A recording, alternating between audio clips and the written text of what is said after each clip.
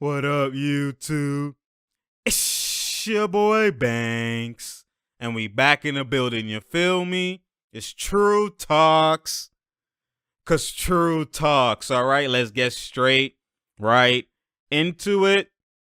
So you already know, last night basically was, they announced the All-Star reserves on last Thursday. I'm pretty sure they announced the All-Star starters.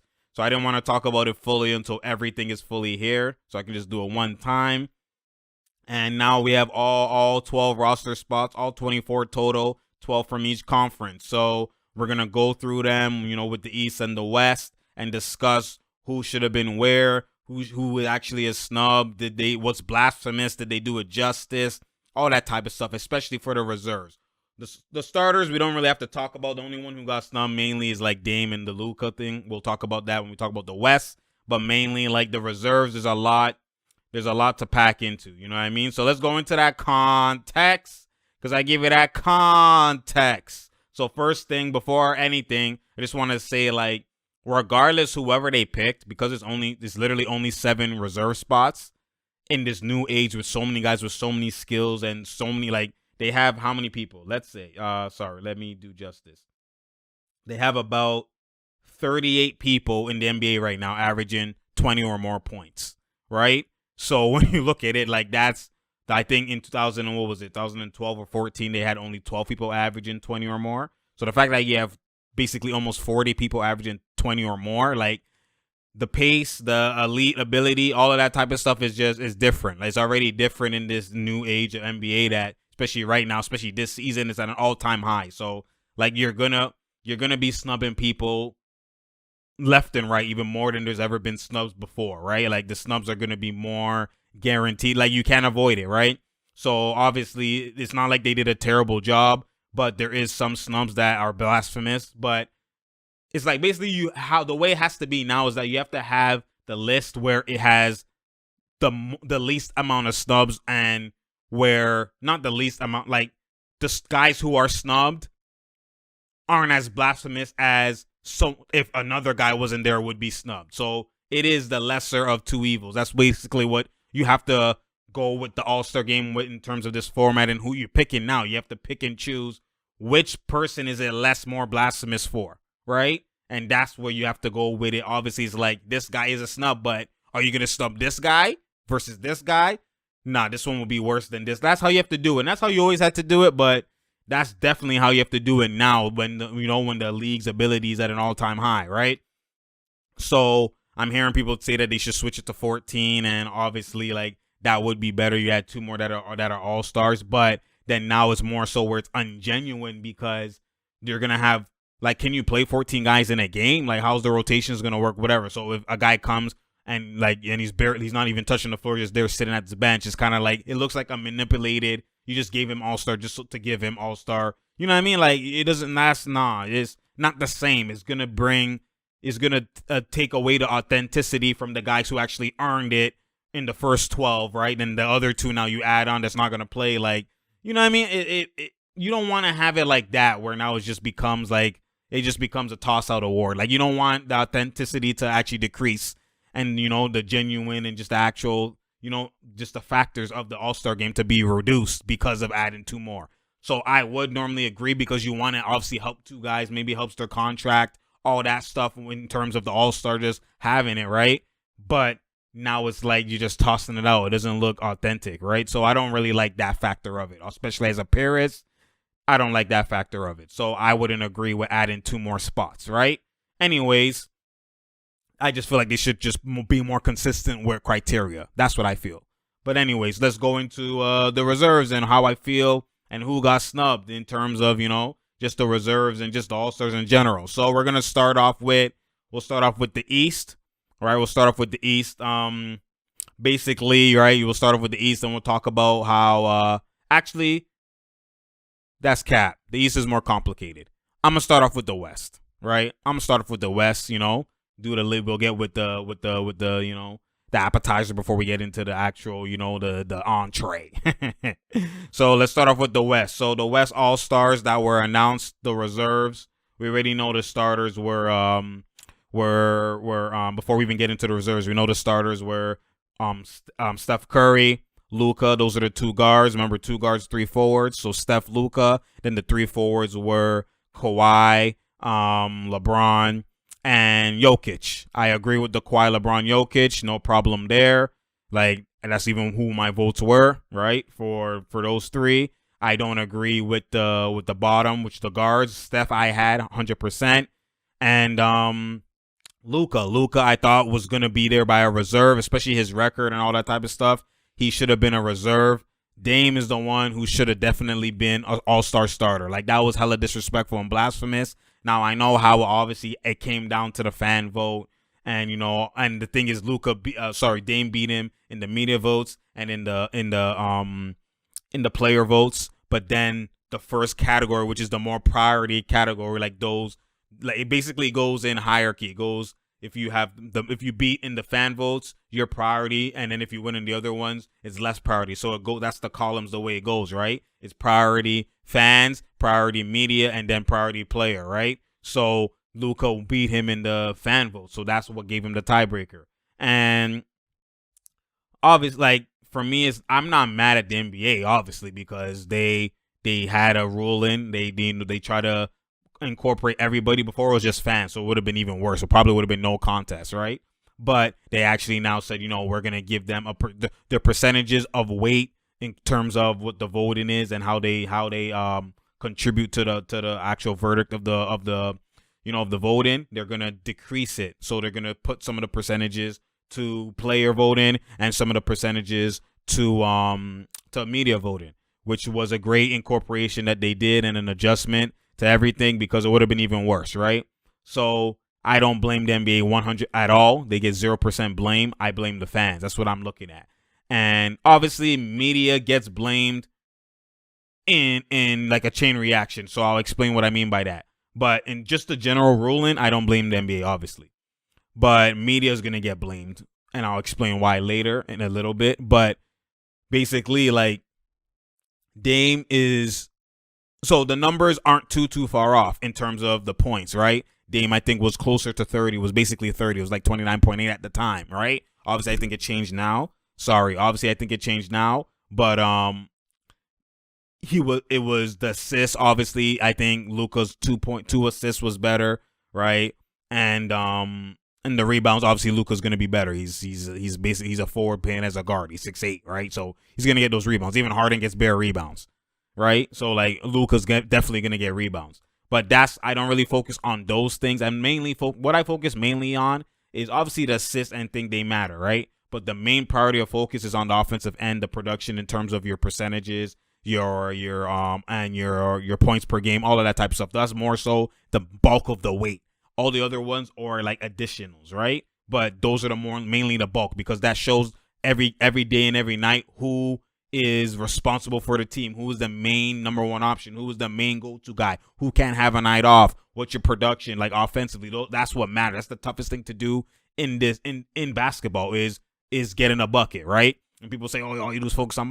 Listen, if you really understand basketball, no one's saying those other guys aren't crucial. But when you compare everybody in the same compared to each other, when you compare defense to offense is way more important than defense. You have to just understand that, right? How many stops do you get? How many blocks? Even if you play great defense, a team with 6 blocks is the 4th best blocking team in NBA. How many points do you get? You get 100 and something. So it's just no IQ to think that defense matters more than offense in terms of just basketball in general. Like, it's lies. It's lies, because if you look at it, even the defensive players, they don't go practice their defense. They tell you defense. They practice it obviously in runs and in situationals. They might practice sliding, but those drills aren't the bulk of the drills. They're the least amount of drills that they pay attention to and focus on. If you actually go look at just the field of basketball, the guys who actually make it, just the professional hoopers on an everyday workout basis, what they work on is offense. They don't pick up a ball. No one picks up the ball saying, I'm about to play defense, though. No, you play defense when the guy's on you, whatever. But when you go to individual workouts, you might practice slide shuffling. You might practice, obviously, weight room, that type of stuff, and effects on defense. But defense is more so conditioning, effort, right? And somewhat ability, right? So when you look at it from that perspective, like, that's why in big moments, a lot of people who don't have good defense can lock up too. It's about want, effort, and trying, right? And that grittiness to it. But when you look at the actual ability and the skill, offense is a skill. Even the most lock-up defenders, the guys who have one-dimensional moves, Dwight Howard, you want to say, has no move. Even Rudy Gobert, when they're training, they work on their offensive arsenal. So if everybody in the whole field of the NBA is working on their offensive arsenal, and everybody is working on their ability, even the guys who can't shoot, even Ben Simmons, you go see him in a workout, he's practicing his shooting, right? He's shooting. Like, obviously on the court, the display is different, but off the court, every man is working on the offensive side, all the ability, the euros, the disc, every arsenal shooting. Every man is working on that. So the guys who thrive at that the best are always going to be considered the best because they've literally mastered what everyone is trying to master. People don't try and master defense. You know what I'm saying? Everybody's working. No matter who you are, you work on offense. That's what you work on. Oh, I'll be a better player if I could do this, if I could do this. So if the guys who are actually playing the game, their focus is always on offense, that tells you what is more important. Or else you would see them focusing on defense. No. You watch film to improve defense, improve your IQ. You might work on, like I said, slide shuffling here and there, but that's not the bulk of what you work on. That's never the bulk of what you work on. Never. That's like 2%. You know what I'm saying? So when you look at it from that perspective, again, I just want to cancel that argument where, oh my God, defense, all you do is focus on. That's what's most important. You've never seen a defensive player just make the All-Star game if he's not a big. And even then, he has to have somewhat of alleys and dunking and points per game. But even then, other than the center, and even then, that's even lost now. You don't see starting centers that just play defense. You only get the Rudy Goberts. If he's not winning, if his team isn't winning, Rudy Gobert's not making an All-Star. Just because he has defense. That's not happening. He's not getting Defensive Player of the Year because there's guys who do what Rudy Gobert does on bum teams. Even Mitchell Robertson. I can name a bunch of guys. Well, Knicks aren't a bum team no more, obviously. But you know what I mean? Like before. Like there's always going to be a guy like that does that on other teams. And he's never mentioned as All-Star. The only reason why that play style gets mentioned as an All-Star is because you're on a winning team. So it's displayed more. So that winning factor is like 80, 70% of the reason why he's there. And then the other stuff obviously is the part of the reason. That's why you don't see Draymond as a prolific All-Star. You could even see, look at Vukovic. His team's not even in the playoffs. And he's an All-Star. Because of defense? That's what I'm trying to tell. That's what people don't understand. You know what I'm saying? Look at Jokic. Even before, his team was 8th or whatever. It wasn't even 8th. It was like 10th. And he was a starter. You know what I'm saying? So that's the difference. Embiid been a starter even when his team wasn't. You know what I mean? Like, come on now. Like, anyways, that's just for the people who, I guess, just they lack. So I have to just teach them a little bit what is important. So anyways, we passed that. I didn't mean to go on a rant over there on that, but I digress. But anyways, what I was saying was, what was I even saying? My goodness. What I was saying was, okay, yeah, so Dame basically, again, is winning all the important categories. His percentages, right? His 3-point percentage, right? His winning, his team winning percentage, right?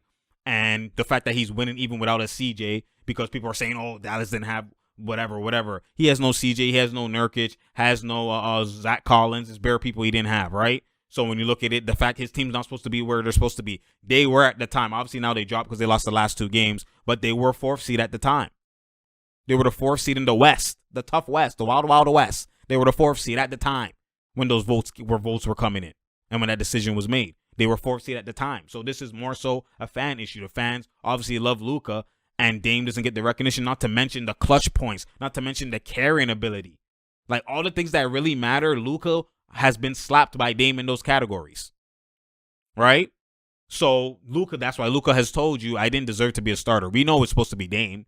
We know what he's doing. Dame is literally an MVP category. How you an MVP candidate and are like close to that top 3 MVP, top 4, but yet you're not in the starter as an All-Star. Like that's where the fans are going to control. And the reason why I blame media is because media doesn't show Dame often. They only show him once in a blue moon. They show Luka every game. Luka, right? Luka, Steph. Like those are the main 2 guys they show. Luka, Steph, Bron.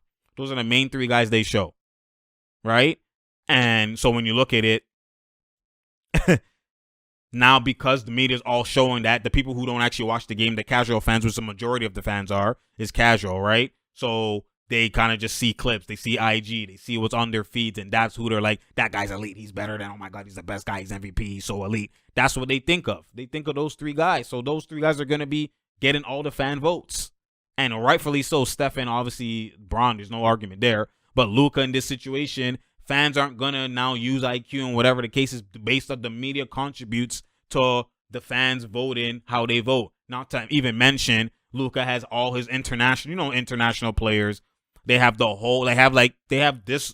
team, the people who love them, even just in their actual North America. And then you now add a whole different, a spectrum and whole different bulk of people, homegrown, international, not just home, just internationally, because they all feel like, that's theirs, right? So it's like, and rightfully so. So now you add that even in the voting, that even takes it to a whole further echelon. So it's like, I mean, you already know that was going to happen, but it's just disrespectful and blasphemous. Fans, that's not right. Y'all, I just want fans to just have IQ. Just have IQ. But anyways, you already know that's too much to ask. So, you know what I mean? It's not too much to even be mad about. That's why I didn't even end up fully doing a video, because it's like, how mad can you be? But now what you can be mad about is the reserves. So let's look at the reserves quickly. You know what I mean? Let's look at the reserves real quick. So we look at the reserves for the West. The West reserves are Anthony Davis, Paul George, Rudy Gobert, Damian Lillard, Donovan Mitchell, Chris Paul, and Zion Williamson. So if you look, remember, it's a 4-3 format. Either you have 4 forwards and 3 guards, or you have 4 guards and 3 forwards. So if you know what I mean, if you have 4 guards already, and the other guy you want to take is a guard, he's canceled. He can't. So that's the context you have to keep in mind. All right. So right now on this list, they have Anthony Davis, they have Rudy Gobert, and they have Zion Williamson. They have 3 guards, right? 3 forwards. They have 4 guards. They have Paul George, right? Paul George. Is Paul George forward or guard?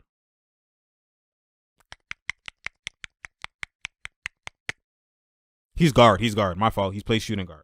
So they have Paul George guard, Damian Lillard guard, Donovan Mitchell guard, Chris Paul guard, 4 guards, right? So people are saying, oh my God, where's Jordan Clarkson? Where's DeMar DeRozan? First of all, let me just address that first, all right? Those guys you're talking about, that where are they at? Let's just go look at what they're doing, even just production-wise. Donovan Mitchell is 17th in scoring. So let's go down. Let's keep going. De'Aaron Fox, right? That's what they want to say. De'Aaron Fox is available, right? I mean, but they're not winning. Like De'Aaron Fox, this is what people need to understand. Guys have gone through this where, like Booker, for example. We'll talk about Booker later because he's the main snub. But Booker, for example, when he was on Phoenix when they were losing, it was always, oh my God, it's easier to get points and whatever when you're on a bad team. Like you have to win. Not knowing that this is individual accolades. He's in a bad situation, right? So you can't blame him for being in a terrible situation, right?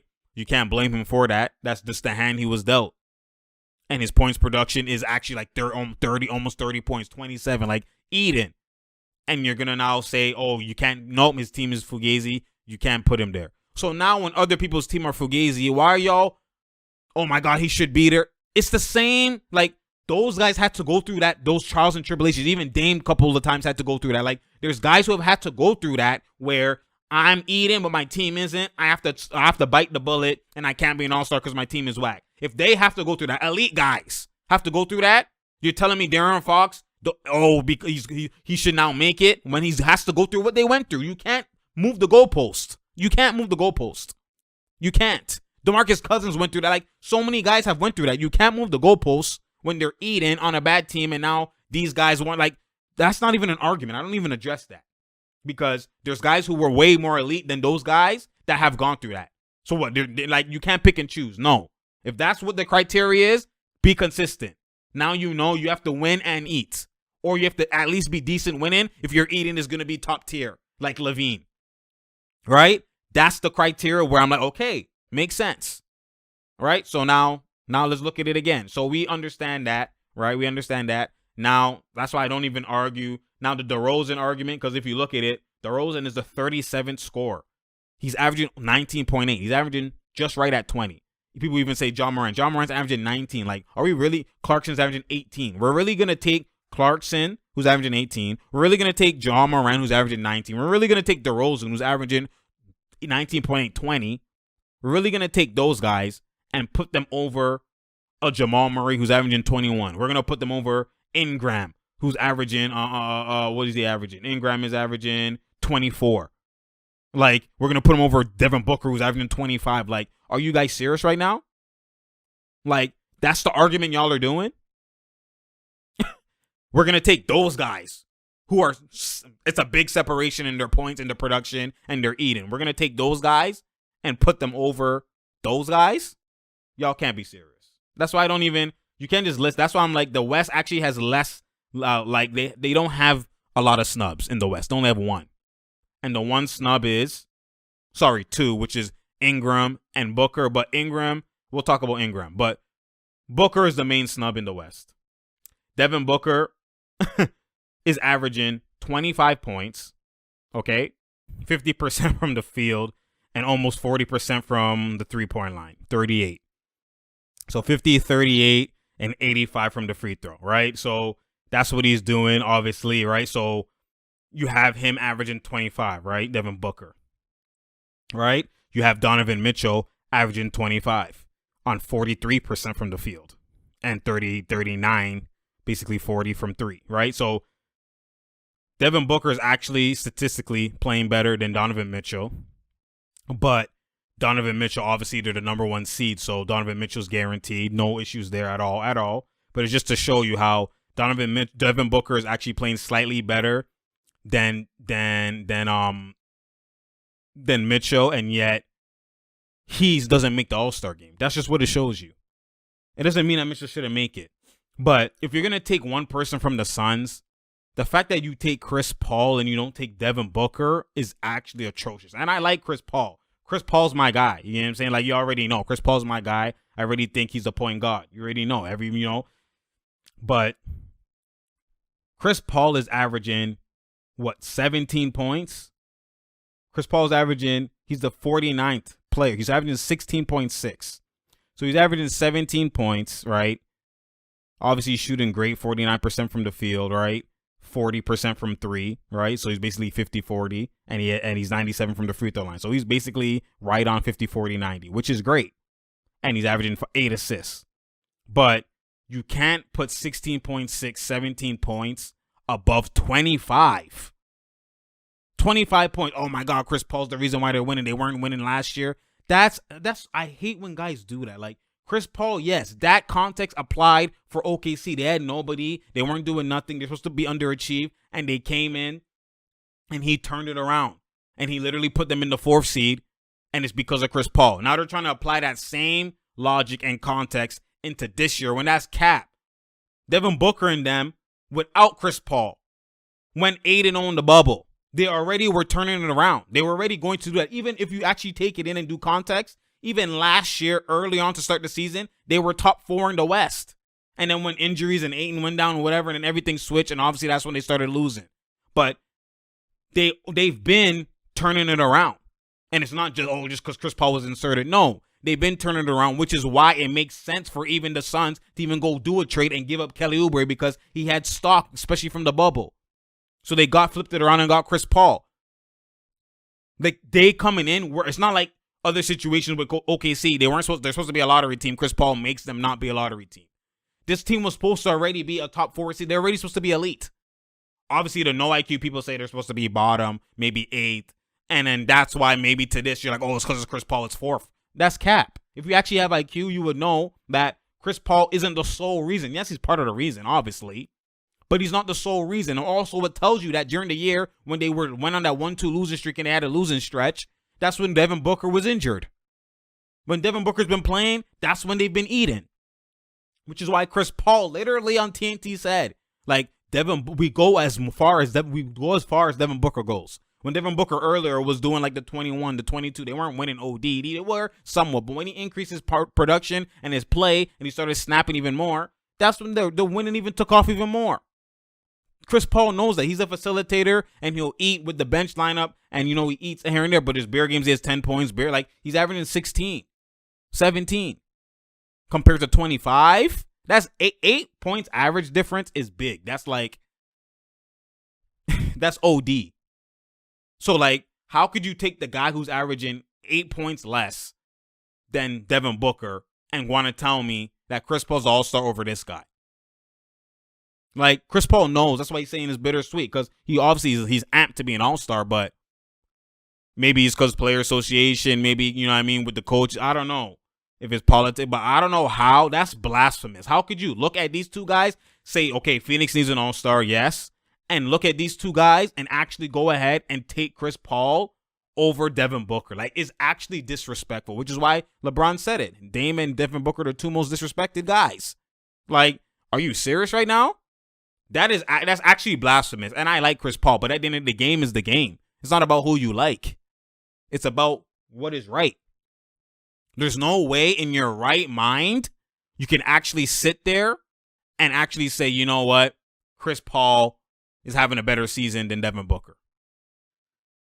Bro, it's unbelievable. It's actually unbelievable. It's actually unbelievable. That's outrageous. That's the biggest out of all the snubs that people want to say is snubs and this and that. That is the biggest snub. The reason why is because that's just the numbers. We're not even going into the fact that Devin Booker is literally arguably the best shooting guard ability-wise. Talent-wise, he's the best shooting guard. Now, stats-wise, maybe he's not. You have Harden, right? And whatever. But talent-wise, offensively, weaponry, arsenal, artistry, Devin Booker has no weakness. He could post up. He's 6'6". He could post up like Kobe. He shoots like he's Dame. You know what I'm saying? He has that range.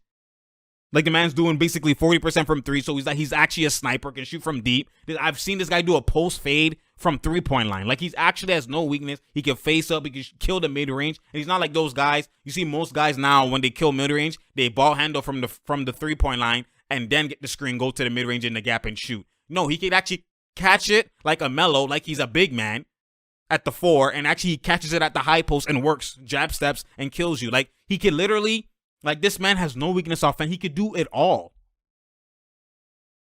He can shoot off the screen, off the 3, off the gap, right? You shoot the 3 from off the gap, shoot from deep, off the 3, off the gap, right? Shoot like the limitless type of 3, the deep range logo shots. He could do that. Pull up in transition. He could come off screens like he's Clay, like he's Joe Harris and all of them. He can come off screens and then work off the elbows. He can face up like he's KD, like he literally does the KD, come off the elbow, high post catch, work, low post catch, work, like he does. He could do that. He could hezzy pull up. He could come off the screen and now ball hand off the screen. Like, there's no ability. He can score in the paint and finish. Like, he actually has no weakness. No weakness.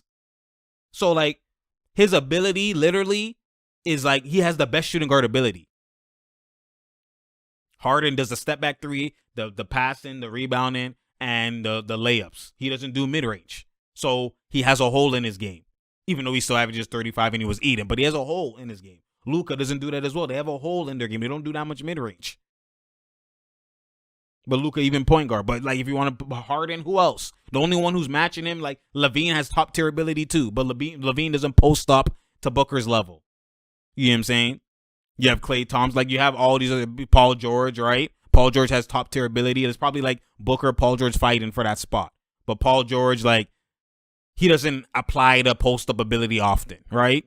Devin Booker actually does. But Paul George is very close. Like, it's them two, ability wise, talent wise, as shooting guard, right? And that guy's not in the All-Star game. He's even averaging more points than even Paul George. But Paul George's efficiency is hella high, right? And he's on the Clippers, like, and he's not there. Only a couple games back from the Clippers, so it is what it is, man. Like, obviously, that's the biggest snub. That's the biggest snub, obviously, when you want to talk about it. And then when we go from there, obviously, who else got snubbed? Ingram in the West got snubbed, obviously. But remember, though, you look at the standings, right? You look at the standings. The Pelicans are what? They're 11th right now, right? They're 11th right now, and their 11th is not like the East 11th. They're actually far, like, they're 3.5 games back, obviously, of 8th, but they're not like, it's not like they're Eden or they're literally like, they're more lower tier right now. Obviously, it's not like they're out the playoffs or anything like that, but they're 11th. You're not going to get 2 All-Stars at an 11th seed, right? That's not going to happen. Not only that, context. The forward who's replacing you is Zion. Those are the 2 forwards, right? Because there's 4 guards guaranteed. You've replaced Chris Paul with Devin Booker. Those 4 guards should make it, right? Dame, Mitchell, Booker, And who's the other guard? My brain. Give me 1 second here. Who's the other guard? Paul George. Sorry. Yeah. So you have Dame, Donovan Mitchell, Booker if he replaces Chris Paul, and Paul George. Like, there's 4. You can't remove one of those guards to add a forward. So the forward replacement you would have to do is out of between AD, Zion, and Rudy Gobert. Now, production-wise, Zion and Ingram are having a better year than Anthony Davis. Anthony Davis is averaging 23 points right now. 23 points. He's only having 5 rebounds, 6 is it 6? No, 5 rebounds. Let's cap. Oh, he's only averaging 5 rebounds and he's no, that's wrong stats. My fault. I knew it was cap. He's averaging 8 rebounds and 3 assists, okay? So he's averaging 23, 8 and 5. Great efficiency, 53% from the field, but only 29% from 3 and 72% from the free throw line. But regardless, it's not like he's not. Those are all-star caliber numbers, especially when you're on the number 2 team in the West, right? Those are all-star caliber. Like Donovan Mitchell averaging 24, you're 23, you know what I mean? But Brandon Ingram is averaging 24.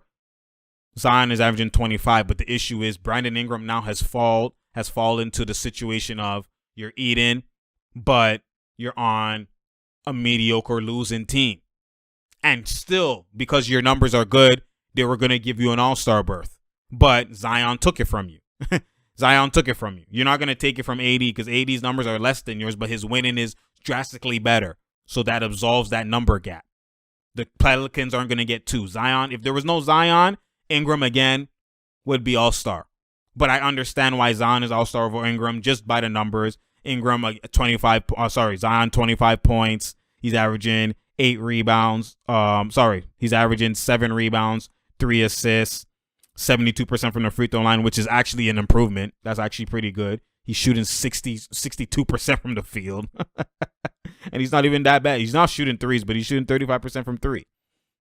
With 25 points, while Ingram is doing 24 points, 47% from the field, great from 3, 40% from 39.4, and 88 from the free throw line. These are great numbers with 5 rebounds, 5 assists, right?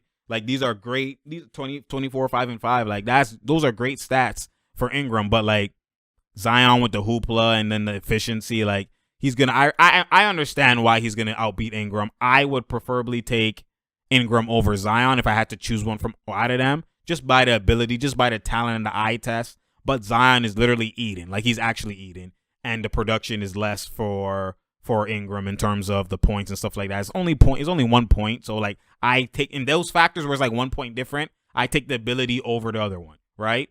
If you have the other one, because he doesn't have the ability, he has to do more production than the other guy with the ability, because the eye test, the fact that he's the number 1 go-to in the clutch, the number 1 option, all that type of stuff, that's what it tells you. Zion gets it in flow, right? But and he's ball handling more and all that. But I understand you can't go wrong, I guess, right? I'm not mad. That's why I'm not. It's not OD a snub. It's a snub the fact that he's not an all-star, but given the context, it's not really fully a snub. I would prefer him over Zion, like I said, but I get why they would take Zion, especially given the year that he's having, given the efficiency, the stuff that he's doing. I get it, right? So those are the only 2 guys that were potentially snubbed. Again, Booker's the only one that got snubbed in the conference. Everybody else, I don't people are naming names, and it's they're not even looking at the stats, or they're not even looking at what's going on. So we done with the West, right? That's the only snub is Booker in the West. Everybody else, I justify all those picks.